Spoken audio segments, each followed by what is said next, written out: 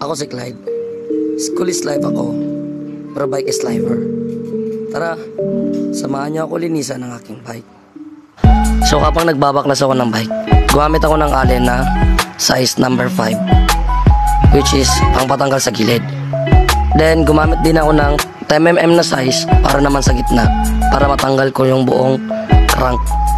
Then habang nagtatanggalan ko ng crank, so hihilain ko siya hanggang sa matanggal yung crank arm ko. So guys, ayan guys, tanggal ko na yung crank guys. So ayan na yung crank ko. So ang re-repack natin dito is itong kanyang bottom bracket. So let's go. Bago natin linisan ang ating bottom bracket, is linisan muna natin ang crank natin. So ginamitan na naman natin ng WD-40 para matanggal yung mga kalawang, yung mga dabong dumi sa gilid-gilid nito. So ayan guys, pinupunas-punasan ko lang hanggang sa matanggal yung mga oil na dumikit sa kanya and para maging malinis ulit yung crank. Ayan guys, tapos na natin linisan yung crank arm and iset aside muna natin itong crank, and next naman natin lilinisan ay ang bottom bracket. So let's go. Next is, gumamit ako ng WD-40 para linisan yung aking bottom bracket. So hindi ko na binuksan yung aking bottom bracket kasi nga yung bottom bracket ko is bago pa. So tinanggal ko na lang yung mga dumi and yung mga namuong oil sa bottom bracket. So ganun din sa kabila. So ganun din ang ginawa ko, nilinisan ko lang din ang kabila para yung mga dumi is matanggal. So sinabayan ko na din trapo ang frame para naman maging malinis din yung frame. So guys, ayan na yung kinalabasan ng linisan ng bottom bracket natin. So next naman is ang headset niya. So let's go. Ayan guys, binabaklas ko na yung aking stem. So ang ginamit ko lamang dyan na size is 5mm din. Then sa gilid naman ng stem is 4mm. So yan, binabaklas ko na nga. So matigas kasi yung aking nung tube ng steerer, kaya hindi ko siya natatanggal agad. So ayan, kinuha ko lang naman yung parang cap nya and kinuha ko na yung bearing. So ayan na yung bearing guys. Ayan siya guys.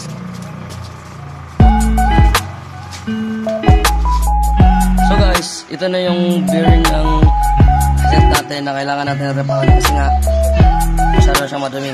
So let's go. So ayan, yung bearing ko po sa baba is pagtanggal ko sira. So try natin siya i-remedyohan kung kaya pa. So kung hindi na talaga siya kaya, kita-kits na lang sa shop. So let's go. So yan guys, yung bearing natin sa ilalim na remedyohan natin. And ayan na guys, ano yung bearing natin. So ilagay na natin, let's go. And sa part na to, ayan guys, nilalagay ko na yung bearing ng headset ko. And yung parang cap ng headset. Ayan din guys, yung cap ng headset guys. So ayan, inikot ko lang kasi medyo nabulabod yung cable. And ayan guys, kinakabit ko na ang stem sa headset. So ayan, adjust lang kasi nga matigas. So ginawa ko lang din yung lock ng and sinikipan ko din gamit ng allen na 5mm. So ayan, balance lang kung pantay na ba ang stem. So ayan, sinikipan ko na din yung sa gilid ng stem ko, which is ginamit ko dyan is 4mm na allen. Then ayan din sa kabila din, ganun din. And sinikipan ko din pang nigurado. So ayan na. So ayan guys, tapos na tayo magkabit ng aking headset. And ayan na, nakabit ko na maayos sa headset. And next is pabalikan natin ang crank arm. And last part is ikakabit na natin yung ating crank arm. Wala kasi tayong stand kasi yung stand is nasa kabilang bahay, which is gamitan na natin siya ng kahoy, which is yung 2x2 na natira dito. So ayan guys, kinakabit ka na yung crank arm. Yung kabila naman is pinupunasan ko muna para at least malinis naman din yung kabila. So ayan, napansin naman natin na smooth na yung pagpedal ng ating crank. And sabi talaga natin na kahit pa paano may advantage din yung paglilinis or pagre-repack ng ating bike. Yo guys, so ayan na guys. Yan guys, ganun siya ka-smooth guys. So dahil ayos natin bottom bracket and di na din siya ungot, wala na rin ingay, dininisan din natin ang bike.